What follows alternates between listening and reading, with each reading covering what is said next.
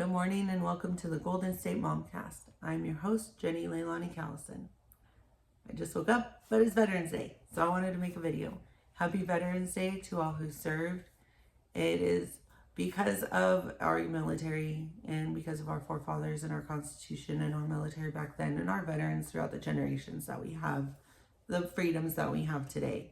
Freedom of speech, freedom of religion, freedom to assemble, the right to bear arms, freedom of the press. I was like, there was one more in the First Amendment.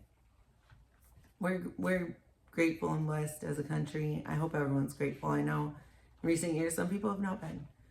And it's only through gaining perspective on other countries by learning and observing what has gone on throughout history, what is going on in the rest of the world, that I've been able to see, based on other governments, other ways of life, that this truly is one of the best ways of life that we could have here in the United States. And I'm very grateful for it.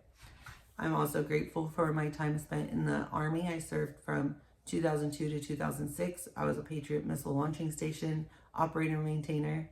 There were not a lot of us. We were, at the time that I served, we could only be in either Korea along the southern peninsula, that's where I was stationed. I was in Suwon, South Korea. Could also be in, we trained in Fort Bliss, Texas, which is part of El Paso, Texas.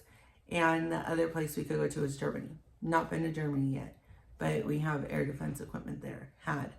Now I believe we have some in Poland, some in Germany, some in Japan, and they've moved, I believe, most of the Patriot missile launching station units and batteries to Oklahoma, to Fort Sill, I want to say, which I've also never been to.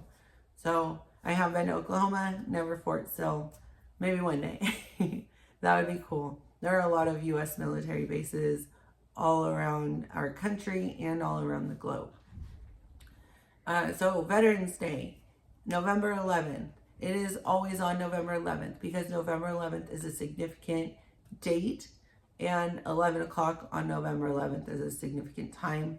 That is when the treaty was officially enacted that declared a ceasefire and an end to all the fighting for World War I. So it was signed in France, and it was supposedly ending the fighting at 11 a.m. I have heard that there were, fights still going on, missiles still being launched for a few days after the ceasefire, at least for a few hours into the night, and that peace wasn't officially recognized until almost a year later when they signed the Treaty of Versailles. So November 11th was originally called Armistice Day, and that date was to remind people that we had a great conflict, we shouldn't have had a great conflict, and we should recognize and be grateful for the peace that we now have.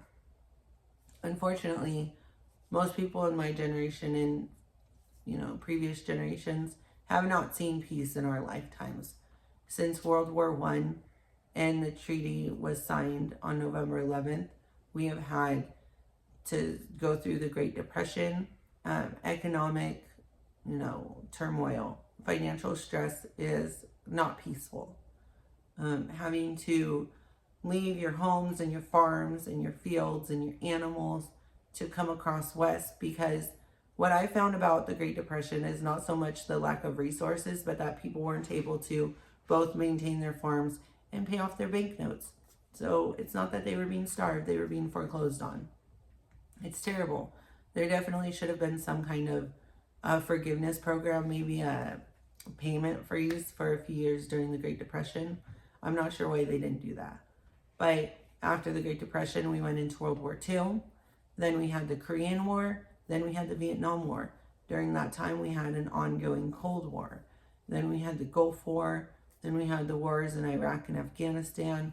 There was also conflict in Kuwait and Bosnia and Herzegovina.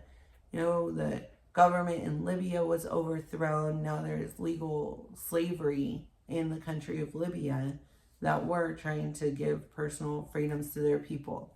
Now we have the United States is personally funding, on top of all of the U.S. military installations that we have all over the world.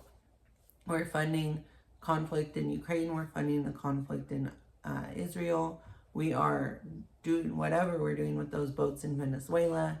I really think on this Veterans Day that world peace is not something that you just models say when they're running for pageants. World peace is something that is attainable, and it's something that we should all strive for. And one way we can do that is just by telling our members of Congress and the United States Senate that we don't want to fund foreign wars and foreign conflicts, and that there are some ways that we can spend our money that stays in our local communities rather than going to the same people that want to fund global conflicts. But unfortunately, a lot of our taxpayer dollars go to those foreign conflicts. 13% of our federal budget is spent on the Department of Defense and on the military-industrial complex. And that doesn't even include an additional 5% that's spent on the Department of Veterans Affairs to provide all the services for veterans. So 18% of our budget is spent on conflicts and on taking care of those people who are involved in the conflicts. That's too much. That is terrible. It's very sad because it makes a cycle of incentivizing these companies to stay in conflict so that they can keep getting profits, so they keep funding and paying for, through campaign donations, these members of Congress to keep funding wars. And there's no better example than a few years ago. It was actually almost exactly 1 year after the disastrous withdrawal from Afghanistan that was just poorly done. Then a bunch of members of Congress were waving Ukrainian flags on the House floor to fund war in Ukraine. Which, whether or not you think the Ukrainian people deserve support, that wasn't what we were funding. What we were funding was weaponry to kill and bomb other people. One last thing I'll say on this. When Nikki Haley was running for president as the Republican nominee, one of her campaign stops was to go by one of these missile manufacturing factories and actually sign her name on missiles. I just think that's against what the United States started as in our Declaration of Independence. It says life, liberty, and the pursuit of my phone cut me off in the middle of a tangent. Bombing people with missiles is not life, liberty, or happiness. So I'm hopeful that we can have peace. And this Veterans Day, I do want to think of peace, just inner peace, also external peace, by not funding any more foreign wars. Excuse me. Veterans Day is significant also to remember the sacrifice that veterans made. I have lost more friends, unfortunately, to suicide than I have to foreign conflict. Although I have lost some to that too. Suicide rates among the veterans, first responder, law enforcement, and correctional officer communities are very high. And that is for a variety of reasons. The main one is that we are told when we're training and when we're carrying out our mission first, put all your personal feelings aside. That's a healthy way to approach completing a mission, because you do want to prioritize that mission at that time. But in the downtime, when we're not prioritizing the mission, it is very good for all members of that community to recognize that the feelings they're having about that aren't something they're always choosing, but they can choose how they let those feelings out and how they express those feelings. And by talking about those feelings with other veterans, other law enforcement, other first responders, and correctional officers, then you're able to process those hopefully in a very healthy way, rather than ignoring them, stuffing them down, and then coping through drinking, through excessive TV watching, reading, like anything done too much where you're doing that as a replacement for processing these feelings that you have, because you're human and we all have feelings.